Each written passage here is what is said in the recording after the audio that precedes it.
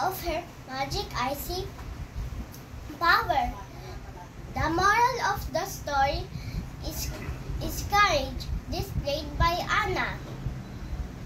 Her true love to her sister Elsa And compassion to save their people in their kingdom.